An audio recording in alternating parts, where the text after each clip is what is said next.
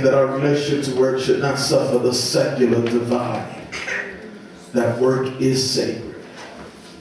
We make a division between the secular and the sacred, but God does not make that division. Did you know that the Bible never speaks about separating the secular from the sacred? In Colossians 3:22-24, Paul affirms what he just writes here in Ephesians, and he says, bondservants, those are love slaves. I don't know if you know what a bondservant is. Do you know what a bondservant is? Some of you, 1, 2, how many are interested in understanding what a bondservant is? You are, thank you. For you, I'm going to give you the thing. When people came into Israel and they had no property, they had no land of their own, they were starving to death. Israel secured that out of every harvest, a portion of the food was always left to the wayfarer, the stranger, those who did not belong to the covenant, the widow, the unemployed. They always had. But you know, there comes the winter time, and after the harvest is all gone, they got to eat. So this is what they would do. They would go to the owner of the property, and they would say, I will work for you for 7 years.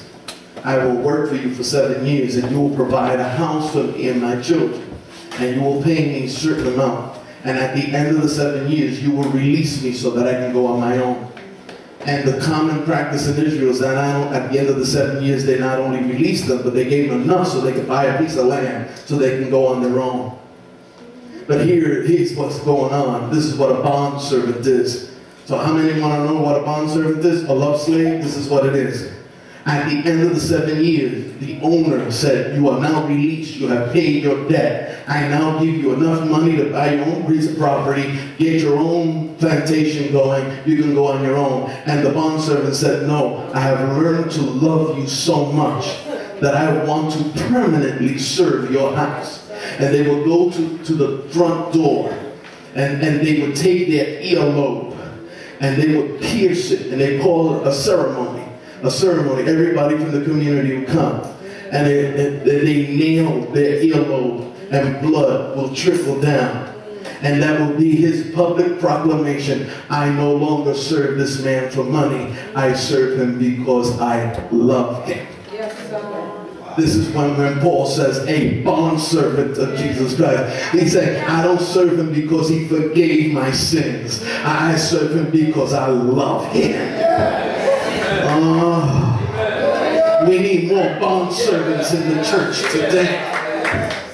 And so in Colossians 3:22-24 says, bondservants, obey in all things your masters according to the flesh, not with eye service, not as men please. In other words, I don't know if this happens at your job, right? Boss comes around, everybody gets busy typing.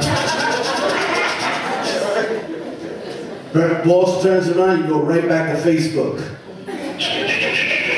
And IAM and sending messages and reading the magazine and gossiping and talking about Monday Night Football. And this is what Paul is saying. Don't serve him while he can see you. Serve him when he can't see you. Now you're not getting this. Oh, I know you are, but there's just no habit. You getting it? Yeah. And you serve your boss when he can't see you, because then he knows that a Christian works all the time, not just when the boss comes around.